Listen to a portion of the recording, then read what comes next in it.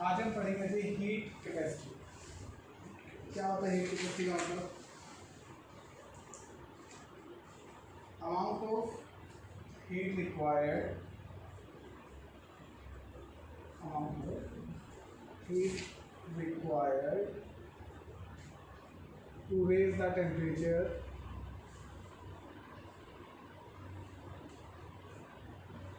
through 1 degree Celsius. 1 degree Celsius कहते हैं 1 degree Celsius temperature बढ़ाने के लिए मुझे कितनी एनर्जी चाहिए होगी या हीट चाहिए होगा, उसको हम क्या बोलेंगे? उसकी हीट कैपेसिटी के नाम से जाना जाता है। ठीक है, और उसको रिप्रेजेंट करेंगे सी से। इसको रिप्रेजेंट किया जाता है सी से। ये सी से रिप्रेजेंट करेंगे। सी क्या होता है? Heat capacity. ठीक है, जैसे एग्जाम्पल क्या करेंगे? जैसे सपोज कीजिए कोई सब्सटेंस है, ये सब्सटेंस है। ठीक है, अभी इसका टेम्परेचर है 25 डिग्री। कितना है? 25 डिग्री इसका टेम्परेचर है। ठीक, मैं कहता हूँ मुझे इस सब्सटेंस को ना 26 डिग्री करना है। मुझे इसको कितना चाहिए? 26 डिग्री टेम्परेचर चाहिए। तो जब इस सब्सटेंस का 26 डिग्री टेम्परेचर हो जाएगा, अब टेम्परेचर करने के लिए मुझे क्या करना पड़ेगा? हीट देनी पड़ेगी, गर्म करना पड़ेगा। तो आप खुद सोचो इन दोनों में से ज़्यादा गर्म कौन सा होगा? बी। सिंपल बात है, समझे? बी ज़्यादा गर्म होगा, ये थोड़ा कम गर्म होगा। अब इसमें हम बोले, अगर आपसे बोले कि ज़्यादा हीट किसमें यूज हो रही है? इसमें कम, इसमें ज़्यादा। लेकिन कहते हैं जो आपके पास 1 डिग्री टेम्परेचर बढ़ाया, मैंने यहाँ पर कितना डिग्री टेम्परेचर बढ़ाया? 1 में बहुत ज़्यादा फर्क नहीं होता, ना के बराबर। आप नॉर्मली हम महसूस नहीं कर सकते हैं, बट ये साइंटिफिकली है, बहुत एक पॉइंट का भी फर्क आता है। तो वह सिर्फ 1 डिग्री टेम्परेचर बढ़ाने के लिए थोड़ी सी हीट ही दी होगी, तब 1 डिग्री टेम्परेचर बढ़ जाता है। तो कहता है आपका ये सब्सटेंस 1 डिग्री टेम्परेचर बढ़ाने के लिए मुझे इसको कितनी हीट देनी पड़ी होगी? सपोज करो सिर्फ 3 जूल एनर्जी। मैंने कितनी जूल एनर्जी दी? 3 जूल एनर्जी। जैसे इसको दूंगा तो इसका टेम्परेचर कितना हो जाएगा? 26 डिग्री हो जाएगा। तो ये इस सिस्टम की क्या है? Heat capacity. अब जैसे आपको बोला इस सिस्टम की हीट कैपेसिटी कितनी आप बोलोगे? 3 जूल है, क्योंकि सिर्फ 1 डिग्री टेम्परेचर बढ़ाने के लिए इसको 3 जूल ही चाहिए होता है। कोई और सब्सटेंस है, उसको अगर हम 1 डिग्री टेम्परेचर बढ़ाने के लिए मान लो उसको 5 जूल चाहिए।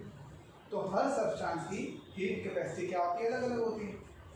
तो हीट कैपेसिटी का मतलब समझे कि किसी भी सब्सटेंस को 1 डिग्री टेम्परेचर बढ़ाने के लिए हमें कितनी हीट की रिक्वायरमेंट होगी, वो उसकी क्या कहलाएगी? Heat capacity.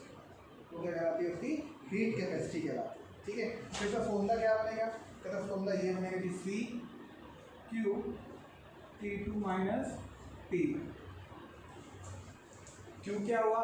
हीट, और T2 क्या हुआ? और T1 क्या हुआ? T2 क्या हुआ? टेम्परेचर ऑफ प्रोडक्ट, और टेम्परेचर T1 क्या हुआ? Temperature of reactant. जैसे देखो ये T2 होगा आपका जो बाद में होगा, और ये क्या होगा? T1। ठीक, क्या इसको मैं ये भी लिख सकता हूँ? जी जैसे C को Q डेल्टा T भी लिख सकते हैं, लिख सकते हैं ना। T2 माइनस T1 क्या था? चेंज इन टेम्परेचर के नाम से इसको जाना जाता है। बोलो कितनी बार? ठीक है। फिर आपको बोलेगा जी, कहता जी आपने हमें बचपन में या पहले भी यही पढ़ा हुआ है कि जो डेल्टा होता है वो चेंज का मतलब होता है, पर चेंज डिफरेंस ज़्यादा आना चाहिए। तो यहाँ तो सिर्फ कितना डिफरेंस आ रहा है? 1 डिग्री का, कोई बड़ा डिफरेंस नहीं है। और जूल, कितने जूल का फर्क आएगा? 3 जूल का, 1 जूल का, 2 जूल का, तो कोई बड़ा फर्क नहीं है। तो हमें पता जब बड़ा डिफरेंस नहीं आता, स्मॉल डिफरेंस आएगा। तो स्मॉल डिफरेंस के लिए हम ये वाला डेल्टा यूज़ नहीं करते हैं, ये वाला डेल्टा यूज़ करते हैं। या तो ये बोल दो या फिर ये बोल, ये दोनों को डेल्टा ही बोल, ये स्मॉल चेंजेस की। ठीक है, तो कहते हैं इसलिए आप सी की वैल्यू क्या लिखोगे? क्यू डी टी के नाम से जाना चाहते हैं, तो सी क्या लिखेंगे हम? क्यू अपॉन डी टी लिखेंगे। ठीक है, सी अपॉन डी टी के नाम से इसको जाना। ठीक, कहते हैं इसको हम क्या बोलेंगे? ये आपके पास आपकी हीट कैपेसिटी की वैल्यू। हीट कैपेसिटी क्या होती है?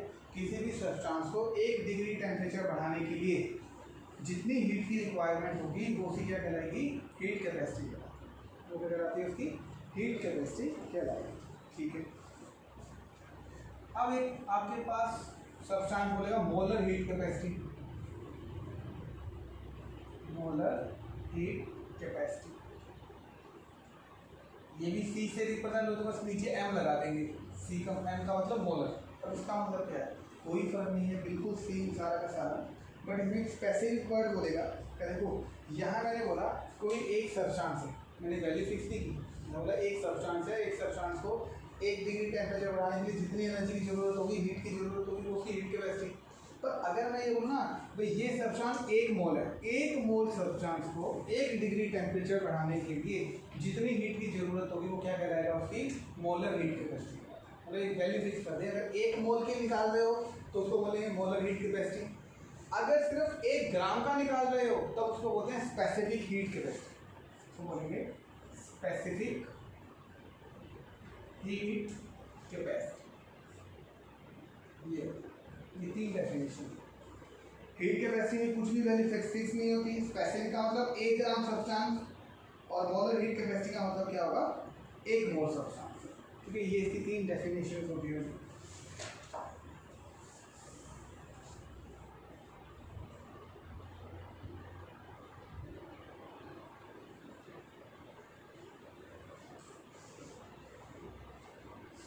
ठीक है, नेक्स्ट है इसकी टाइप ऑफ हीट कैपेसिटी, कि कितने टाइप का होता है।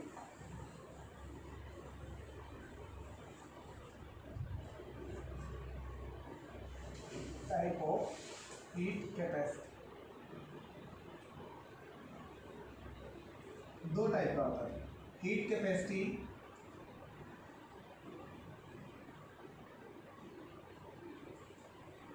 एट कांस्टेंट प्रेशर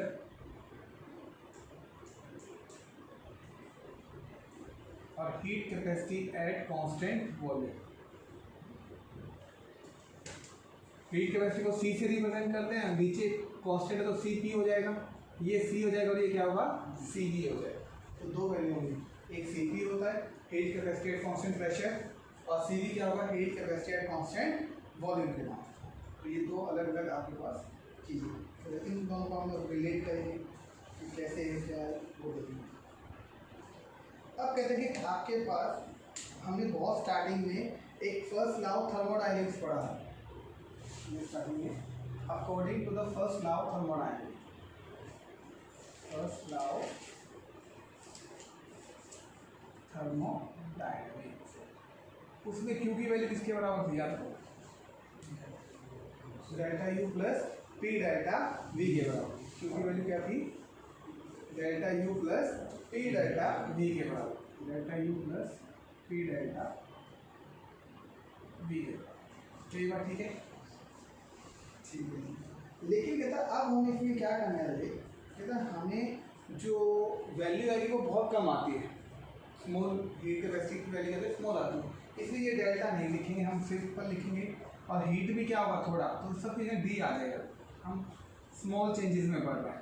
तो ये जो फॉर्मूला बनेगा डी क्यू इसके बराबर होगा D U plus P D V के बराबर। यहाँ डेल्टा के मैंने डी क्यू लगाया क्योंकि डी क्या स्मॉल चेंजेस के लिए। ठीक है जी, ये कर लेंगे। अब कहते हैं कि आपके पास थोड़ी देर पहले हमने पढ़ा कि सी की वैल्यू क्या होती है, सी क्या होता है, क्यू अपॉन डेल्टा टी, देखा। और इसके आगे आप डी भी लगा सकते हो, एक ही बात, स्मॉल चेंज आ जाएगा। अब थोड़ा बहुत फेरबदल हो सकता है कहीं पे, सी की वैल्यू में थोड़ा बहुत चेंज आएगा क्या, D U by D U plus P D V upon D T बनेगा, तो सी वी की value D U plus P D V upon D T बोल दो जी। ठीक है, क्यू की वैल्यू ये वाली पुट कर दी, डेल्टा टी या टी इसके नीचे आ जाएगी। ठीक है, ठीक है जी। अब कहते हैं कि when the volume kept constant, अगर इसके अंदर यहाँ पर वॉल्यूम कांस्टेंट, अगर आप वॉल्यूम जो है वो कांस्टेंट रखोगे तो डेल्टा वी कितना आएगा, 0। चेंज का मतलब समझा था ना, V2 माइनस V1। अगर दोनों वैल्यू 3 और 3 रहेगी तो वैल्यू क्या आएगी, चेंजिंग वॉल्यूम कितना है, 0 आएगा। तो हमेशा डेल्टा वी की वैल्यू क्या होगी, 0। तो अब ये अगर सी वी क्योंकि कांस्टेंट वॉल्यूम आ गया, बताओ क्या वैल्यू रहेगी सी वी की, सोचो सी वी की वैल्यू क्या बन जाएगी, क्या सिर्फ D U by D T रहेगा। ठीक है, D U by D T होता है, तो सी वी इसके बराबर होता है D U by D T. D T के बराबर, तो ये एक वैल्यू आ गई है। सी वी किसके बराबर होता है, D U by D T के बराबर। बोलो जी ठीक है ये बात, ठीक है जी। फिर आएगा जी आपके पास प्रेशर के बेस करेंगे हम कि प्रेशर कांस्टेंट करो, तो प्रेशर कर लेते हैं जिसमें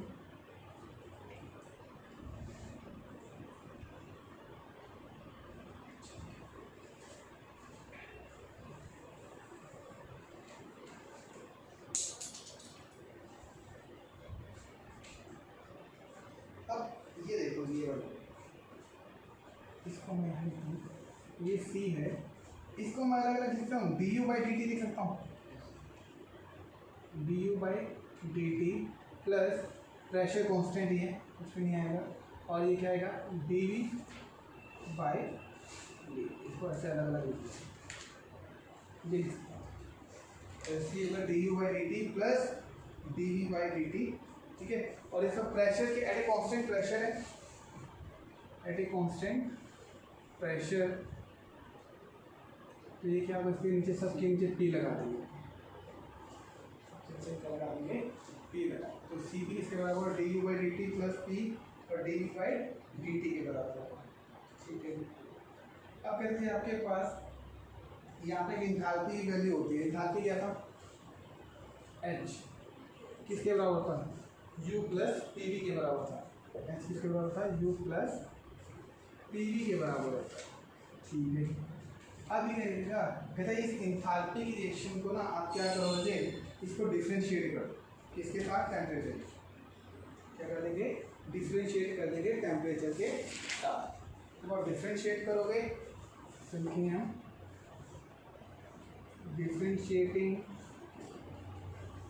विद द टी, तो ये बनेगा D H by D T equal to D U by D T, pressure constant तो प्रेशर को नहीं करेंगे, डी वी बाई डी, ऐसा हो जाएगा D H by D T equal to D V by D T, D U by D T plus P plus D V by D T के बराबर,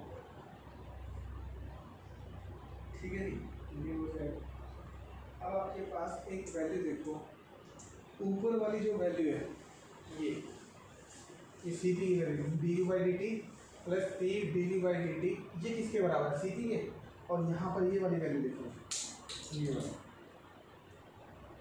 ये किसके बराबर हुई, सी पी के बराबर हुई, तो यहाँ हम देखेंगे सी पी किसके बराबर होगा, ये वाली सी पी के बराबर है पूरी वैल्यू, तो मैं लिखूँ सी पी किसके बराबर होगा, D H by D T के बराबर, सी पी किसके बराबर होता है, D H by D T के बराबर, ठीक है। तो आपके पास यहाँ दो वैल्यू आती है, जैसे एक सी पी किसके बराबर हुआ, D U by D T, C P किसके बराबर हुआ, D H by D T के बराबर, तो ये पूरा एक डेरिवेशन आपको पेपर में आ सकता है कि write the type of all the heat capacity, heat capacity at constant pressure and constant, ये डेरिवेशन आपको याद, ठीक है जी, तो ये हो जाएगा। फिर आएगा नेक्स्ट इजी में है relationship between the C P and C V, तो इन दोनों का आपस में रिलेशन ये पढ़ा है,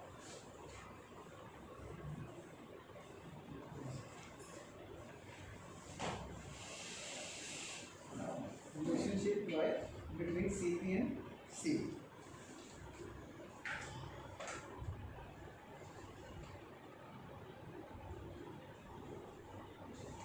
Between CP and CV.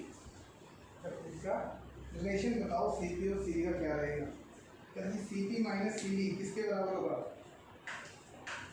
CP minus CV किसके बराबर होगा, कहते हैं D H by D T minus किसके बराबर होगा, D U by D T के बराबर, तो सी पी किसके बराबर होगा, C P minus C D H by D T by minus D U by D T, ठीक है।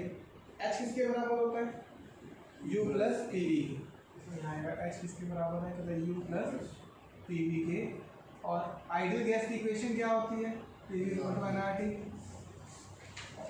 for ideal gas, for ideal gas, ठीक है जी। अब कहते जी सभी को ना इसको फिर डिफ्रेंशिएट कर दो आप टी के साथ, तो डिफ्रेंशिएट कर देंगे हम टी के साथ, डिफ्रेंशिएट कर दो, तो क्या बनेगा, D H by D T equal to D U by D T plus P D V by D, ये हो जाएगा। अगर इसको हमने क्या कर दिया, डिफरेंशिएट कर दिया इसके साथ, तो थोड़ा सा और चेंज कर दिया, थोड़ा सा चेंज हो, इसको मैं ऐसे लिख सकता हूँ पी बी, ये भी पी बी, तो क्या 1 मोल फॉर 1 मोल, ऐसे लिखो फॉर 1 मोल। अगर 1 मोल के लिए तो पी बी की वैल्यू, एन की वैल्यू क्या है 1, तो सिंपल क्या आ जाएगा आर टी भी हो सकता है। तो यहाँ कहता है कि एच की वैल्यू क्या मैं लिख सकता हूँ, यू प्लस आर टी, क्या सकता हूँ यू प्लस आर टी। अब इसको डिफ्रेंशिएट करें, डिफ्रेंशिएटिंग विथ तो क्या बनेगा, D H by D T equal to D U by D T plus क्या आएगा आर, टी से टी कैंसिल हो जाएगा, तो बनेगा D H by D T equal to D U by D T plus R बन जाता है। अब ये क्या रहेगा, अब इसको अगर आर को मैं इक्वल में रखना चाहूँ तो क्या बनेगा, तो ये मैं कहूँ आर इक्वल टू क्या होता है, D H by D T minus D U by D T, क्या ये बात ठीक है।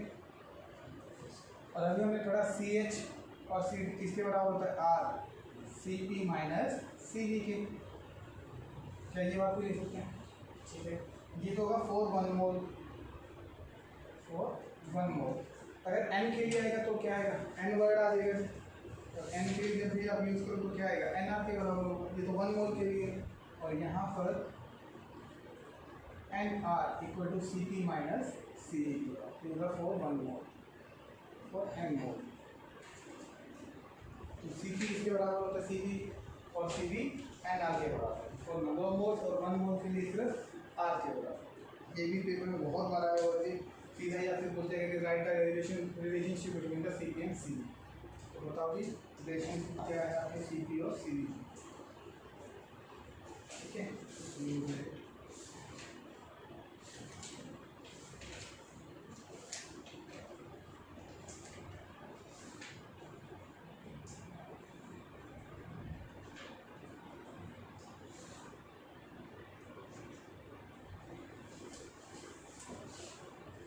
ये बच्चे आपका हीट कैपेसिटी।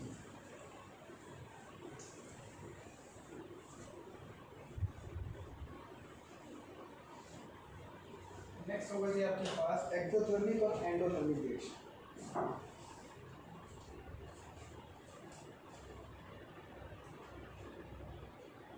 एक्सोथर्मिक और एंडोथर्मिक क्या होता है रिएक्शन, तो आप 10th क्लास से पढ़ते आ रहे हैं, क्या होता है एक्सो में क्या होता है, हीट जो होती है वो रिलीज होती है, फिर कार्बन ऑक्सीजन में क्या बनाएंगे CO2 प्लस इसमें से एनर्जी रिलीज होती है 393.5 किलो जूल पर मोल, कहते हैं इतनी एनर्जी रिलीज होती है, ठीक है। कोई चीज़ प्रोडक्ट में आप एनर्जी लिख रहे हो क्या मतलब रिलीज हुई है, उसको तो क्या बोलेंगे एक्सोथर्मिक रिएक्शन, ठीक है।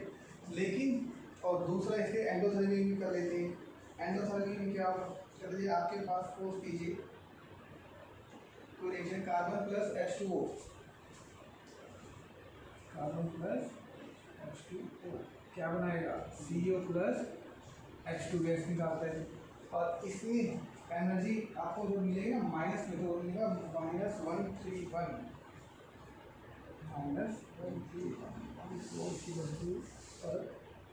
मोल। ये देखो जी, आपको सिंपल कैसे समझना है कि एक्सोथर्मिक है एंडोथर्मिक है। अगर एनर्जी प्रोडक्ट में लिखी है, अगर एनर्जी दोनों प्रोडक्ट में लिखी है, अगर एनर्जी प्रोडक्ट वाली प्लस में लिखी है तब तो होगा एक्सोथर्मिक रिएक्शन, और माइनस में लिखी है प्रोडक्ट में यहाँ पर तो क्या होगा एंडोथर्मिक रिएक्शन। इसका मतलब यहाँ माइनस में लिखा ना, इसका मतलब क्या हुआ एनर्जी रिलीज नहीं हुई, एनर्जी हमें दी है, इतनी एनर्जी देंगे तब जाके कार्बन और H2O आपस में जुड़ेगा और CO प्लस H2O बने, तो माइनस का मतलब क्या हुआ हमने एनर्जी यूज़ किया, उसको बोलते हैं एनर्जी का यूज़ करना, ठीक है। लेकिन जब भी अब थोड़ा सा और एडवांस जाएंगे ना तो आपको ऐसा नहीं मिलेगा, ये वैल्यू आपको हमेशा एनर्जी में जैसे इंथाल्पी था ना, enthalpy delta H, change in enthalpy, भी कितनी एनर्जी का चेंज आया है। जैसे सपोज करो मैं कहता हूँ जी रिएक्टेंट की तो एनर्जी थी 500 और प्रोडक्ट की एनर्जी थी 700, ठीक है, तो कितना आया जी, तो बोलिए 200 आ जाएगा। कैसे निकाला, प्रोडक्ट माइनस रिएक्टेंट में से ले। तो ऐसे ही बोलेगा डेल्टा एच आपको जितनी भी एनर्जी देगा ना वो डेल्टा एच की फॉर्म में देगा। आपको यहाँ लिखा मिलेगा कि डेल्टा एच फलाना फलाना है, जैसे डेल्टा एच माइनस 393.5 किलोग्राम पर मोल। अब इसमें क्या बोला, थोड़ा समझने वाला, कंफ्यूज मत होना। कहता है अगर आपको डेल्टा एच नहीं दे तब तो सिंपल जो आप 9-10 तक पढ़ते आ रहे थे कि पॉजिटिव वैल्यू, अगर इधर प्रोडक्ट में पॉजिटिव है तो एक्सोथर्मिक और प्रोडक्ट में एनर्जी माइनस में दिए तो एंडोथर्मिक। लेकिन अगर डेल्टा एच की फॉर्म में दिया हो, यहाँ डेल्टा एच, यहाँ डेल्टा एच, अगर आपको डेल्टा एच ऐसे दिया ना, delta H equal to minus 393.5, तो इसका मतलब ये होगा कि एक्सोथर्मिक रिएक्शन। डेल्टा एच की वैल्यू हमेशा नेगेटिव होती है फॉर एक्सोथर्मिक, इसे याद रखना मेरे को। Delta H negative for exothermic reaction, ठीक। और डेल्टा एच की वैल्यू अगर पॉजिटिव होगी तो वो कौन सा होगा फिर, फॉर एंडोथर्मिक रिएक्शन, ठीक है। अब जैसे इसी वैल्यू को आप ऐसे लिखोगे, डेल्टा एच कितना है 131.4 किलो जूल पर मोल,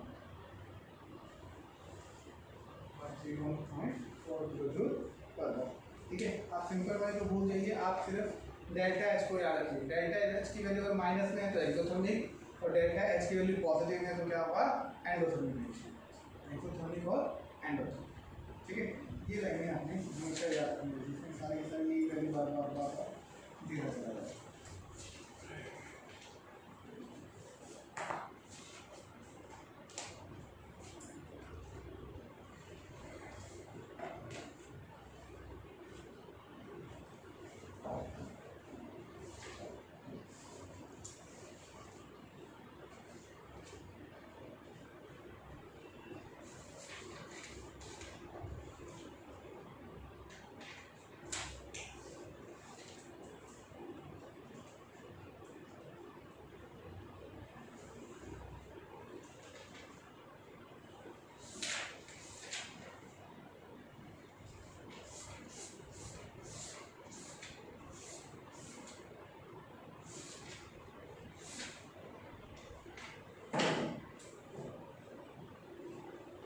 नेक्स्ट आएगा जी एक वर्ड पढ़ेंगे हम, spontaneous and non spontaneous reaction.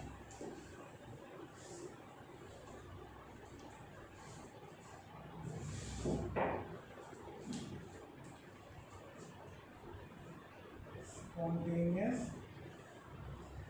And non spontaneous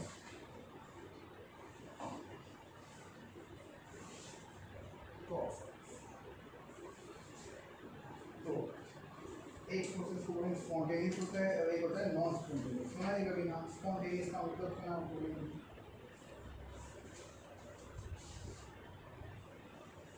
सुना क्या? स्पॉन्टेनियस वो प्रोसेस होते हैं जो अपने आप ही स्टार्ट हो जाते हैं, अपने आप ही स्टार्ट हो जाते हैं, जिनको इनिशिएट करने की जरूरत नहीं होती। या कुछ प्रोसेस है जिसको इनिशिएट एक बार इनिशिएट करना पड़ता है, बाद में वो कॉन्टिन्यूसली अपने आप चलते हैं, फिर आपकी उसको दखलंदाजी की जरूरत नहीं होती, उसको बोलते हैं स्पॉन्टेनियस प्रोसेस के नाम से जाना जाता है, ठीक है। और जो उसका अपोजिट होगा वो दूसरा क्या होगा, नॉन स्पॉन्टेनियस। फॉर एग्जांपल समझे चलते हैं इसको, a process which under some given condition take place by itself or by initiation independent of the rate. For example, जैसे suppose कीजिए reaction take place by itself or initiating first as process reaction होती है यहाँ पर। ये कहते हैं ऐसे काम जिसमें आपको कुछ भी करना ना पड़े, जो अपने आप हो जाए। फॉर एग्जांपल कोई भी चीज़ गर्म होती है, कोई चीज़ को गर्म करते हैं तो गर्म होती है, ठीक है, अपने आप तो गर्म नहीं होती। लेकिन कोई भी गर्म चीज़ ठंडी अपने आप होती है। ये बात समझते हो ना? हमने चाय, आपको सपोज करो चाय आपने बनाई है, चाय बनेगी गर्म होगी बनेगी, आपने चाय का कप पानी यहाँ टेबल पे रख दिया, तो आप 1 घंटे बाद 2 घंटे बाद चाय क्या हो जाएगी जी, ठंडी हो जाएगी। उसमें आपने तो कुछ भी नहीं किया, वो अपने आप ही हो रहा है।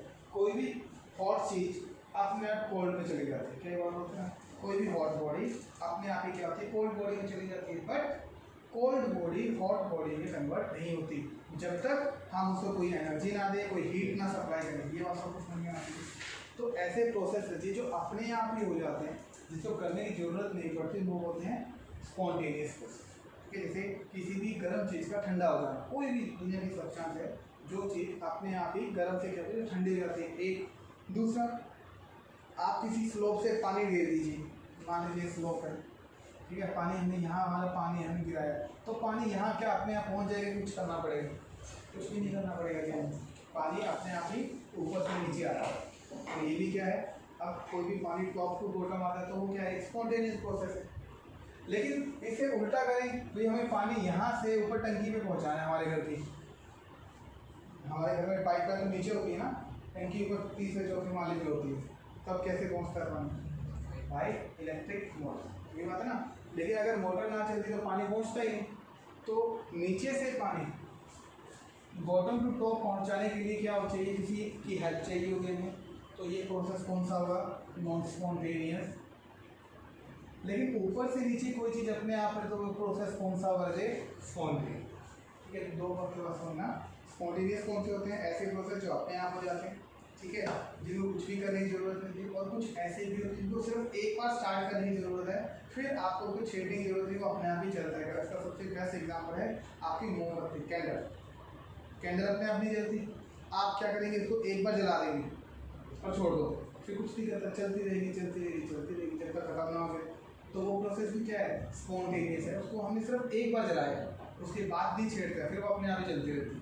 तो ऐसे प्रोसेस जिनको एक बार ही इनिशिएट करें और बाद में वो कॉन्टिन्यूसली प्रोसेस में चलता रहे, उसको हम क्या बोलेंगे, हम स्पॉन्टेनियस प्रोसेस के नाम से जानते हैं। तो मतलब समझ में आया दोनों का कि स्पॉन्टेनियस और नॉन स्पॉन्टेनियस का मतलब समझ में आना चाहिए। ऐसा प्रोसेस जो अपने आप हो जाए वो स्पॉन्टेनियस, और जो किसी हेल्प से करना पड़े वो क्या होता है, नॉन स्पॉन्टेनियस। फिर इसमें लाइन ऐसे भी तो बोल सकते थे कि स्पॉन्टेनियस प्रोसेस हमेशा जो है वो किसी की हेल्प से बिना ही हो जाते हैं, लेकिन नॉन स्पॉन्टेनियस प्रोसेस किसी की हेल्प के बिना नहीं होते हैं, उनको किसी ना किसी की हेल्प चाहिए ही चाहिए। कह सकते हैं। तो ये हम आगे पढ़ेंगे अभी। नेक्स्ट है ये आपके पास टॉपिक आएगा एंट्रोपी।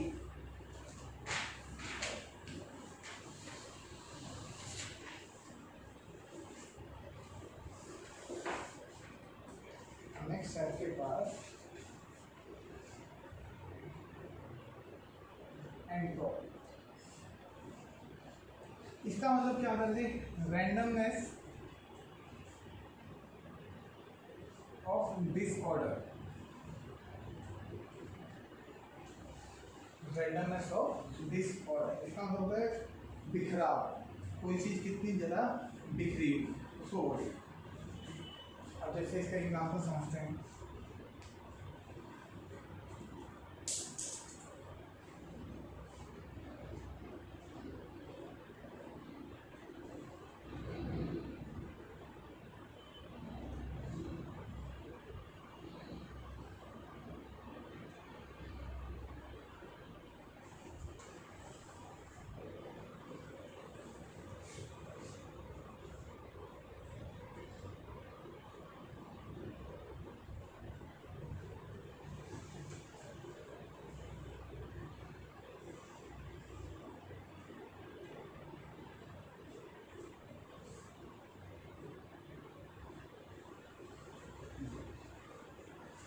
एंट्रोपी का मतलब होता है बिखराव।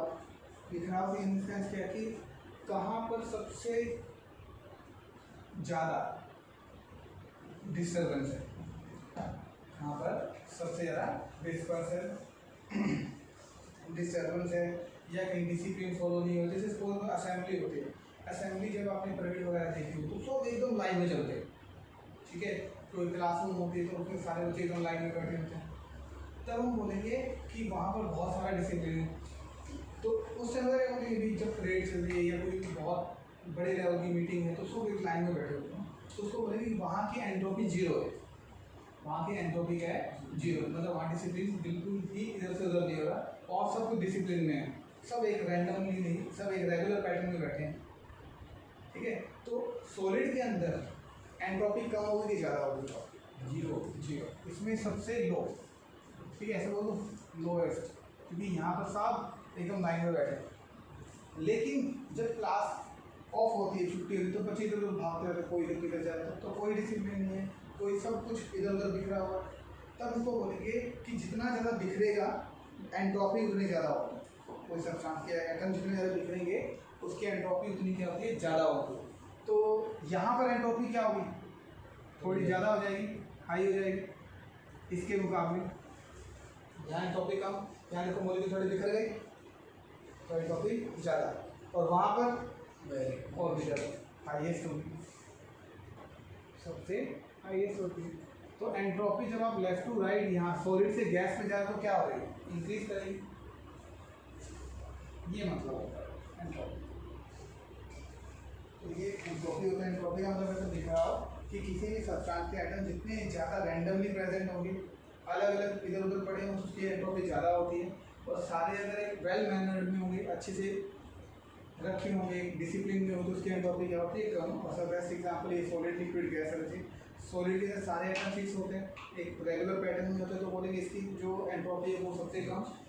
लिक्विड में थोड़े मॉलिक्यूल बिखर जाते हैं तो उसकी एंट्रोपी थोड़ी ज़्यादा, और गैसेज में तो पता ही नहीं होता कौन कहाँ है, तो उसकी एंट्रोपी सबसे ज़्यादा होती है। तो एंट्रोपी सॉलिड से गैस की तरफ जाएगी तो इंक्रीज होती है, और गैस से सॉलिड की तरफ आई तो क्या होती है, डिक्रीज। सॉलिड से गैस की तरफ क्या होती है, डिक्रीज। बोलो जी, कुछ बात समझ में आई?